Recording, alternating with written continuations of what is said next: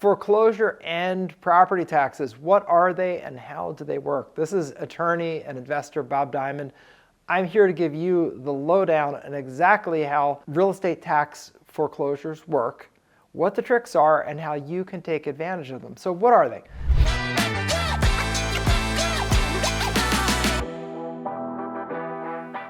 Well, when someone doesn't pay their real estate taxes for somewhere between 3 and 4 years, the county will foreclose on that property and sell it for taxes. Now, in about half the country, they do something called tax liens. I talk about that in other videos. In the other half of the country, they do tax deed sales, which is what I'm here to talk about in this video. What a tax deed sale is where you go as a bidder to an auction, either in person or online. More and more often online, but often in person too. And the high bidder wins the property and becomes the new owner. And the auction price starts at the amount of taxes that are owed, and often that's very low. Typically it's 15, maybe 20% of the home's value is what the opening bid is. So you may have a sort of average house in America, a $400,000 house. They're probably doing the opening bidding between $50,000 and $60,000 opening bid on that property. And if there's no one else bidding, you'll get the property for $50,000 to $60,000. Now, usually there are lots of other people bidding, and the houses usually sell for somewhere more like 50, 60, 70% of their as-is value, which can still be a good deal. You know, if you're talking about a $400,000 house that you might buy for $300,000, that's a fantastic deal. It's $100,000 off. But like all things in life, that is not free. There is absolutely complication and risk to tax sales that you need to be aware of before you would go and bid at a tax sale. So the first job that you have for tax sales is educate yourself thoroughly on the way your local tax sales work and how you deal with things like, what if there's someone in the property? It could be a tenant, could be the former owner. How do you deal with that? I can tell you what doesn't happen, and that's that the county doesn't do anything for you. They sell you the house, they give you ownership, yes, but they're not giving you the house vacant. You might also say, well, how do I know what condition it's in? Do I get to go see it at an open house? No, you do not. They do not offer open houses. You can drive by the property, look at it from the street. If the owner lets you in, you can go through the property, but you don't have any open house or home inspection or anything like that. You have no way of knowing exactly what condition it's in inside. So that's one of the reasons that things go for lower prices, because there's risk in that. Also, things like rights of redemption.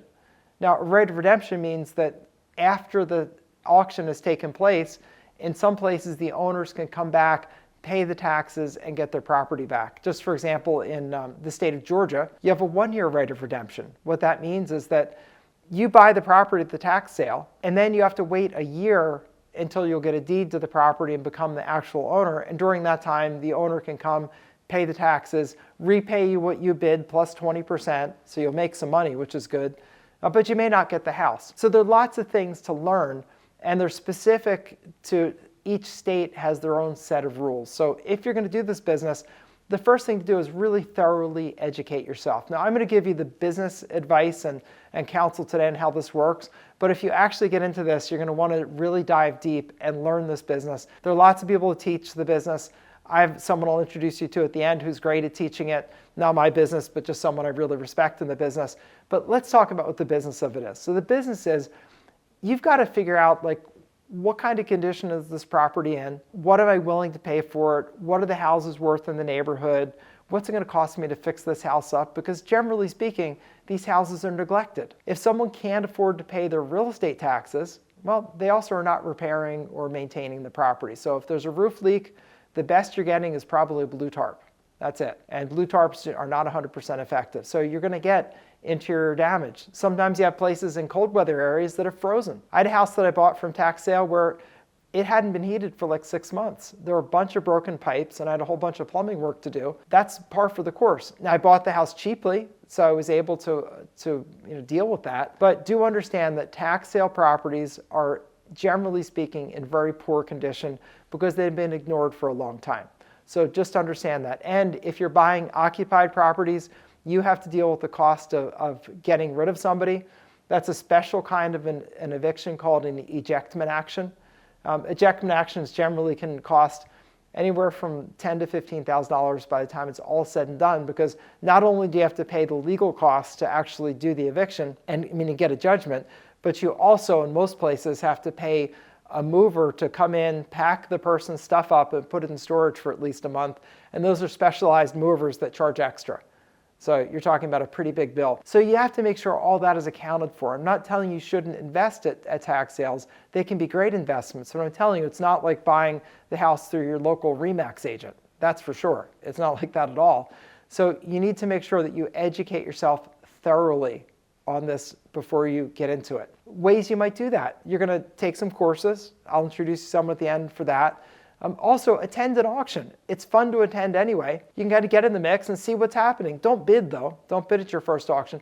Just watch and write down what some of the houses sold for, and then go look at those houses and say, all right, they bought this house for $300,000. Was that a good deal? Now, it may or may not be. You can look and say, oh, the whole neighborhood's a $500,000 neighborhood, and this house looks pretty nice. That will give you information, oh, there's some opportunity here. Or maybe it's a terrible deal and it's super competitive. If you're in a super competitive market, then you'd probably shift gears. What I do, and this started because I was in a very competitive market, is I do something called overages. Overages are when properties are selling at high prices at tax auctions. There's often a lot of money left over. Take that house that there's $50,000 in taxes owed and it sells for $300,000 at the auction. There's a $250,000 overage that's sitting there. That money is claimable by the former owner. So the business of overages, which is what I do, I go and I reach out to people and say, hey, there's some money you could claim, and I'd be interested in working with you to claim that money for a percentage of what we get. If we get money, I get paid. If it doesn't cost you anything. Are you interested? And so I sign up people by the dozens, and we go and get their money in exchange for a percentage of it. What I love about this business is I don't have to put up any money. I don't have to buy any houses. I don't have to deal with contractors. It's a simple, clean business that I operate by the phone. So I just call people up, see if they're interested. If they are, I send out a mobile notary with papers for them to sign. Papers come back, I submit the claim, I get paid, I send them their portion, keep my portion. So I totally work from home. All my people work from their homes. It's a really clean business without a lot of upfront investment. So it's pretty cool. If you're interested in learning more about that, just go check out my introduction to overages. If your browser supports it, we'll put up a link here. If it doesn't, just look down below and you'll see an intro to the Overages Business video. You can click on that. I spend 7 minutes going over the details of it. If you want to go further, there's an opportunity to go further, but that's a 7-minute intro. It's really fantastic. The second thing, though, in these property tax foreclosures, there's a way to buy them that is far superior to buying them at the auction, and that's to buy the properties that get overlooked and not bought at the auction.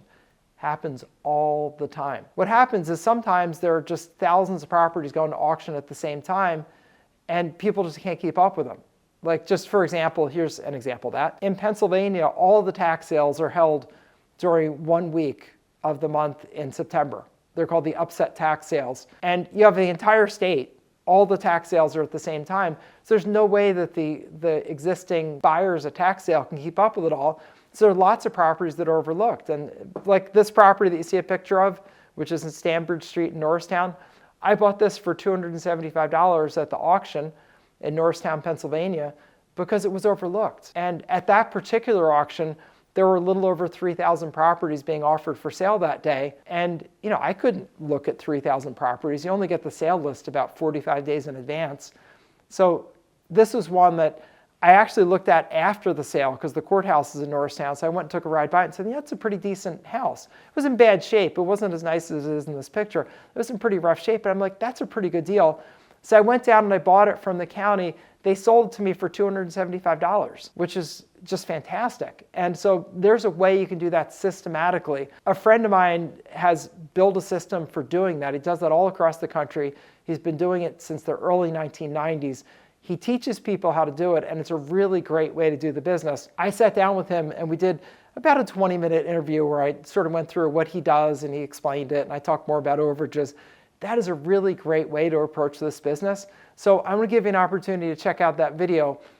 If you click on the link, if you see it up there for his video, you can do that. Or down below, you'll see a link to my interview with Tony. That is really something you need to check out because that is a better way than going to the auction and competing with every buffoon with a checkbook, because there are people that will way overpay at auctions. And the only solution to overpayment to me is to go into the overages business.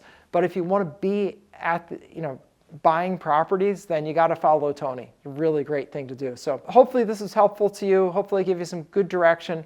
This is attorney Bob Diamond. I wish you all the best in your real estate investing business with the tax sales. And if you decide to do overages, I'll welcome you into that business. If you decide to go with Tony and do tax sales, go and crush it. They're really great monies to be made here, great businesses for both of them. If you like this video, just give it a like. That way it'll get a little more viewership, which I appreciate.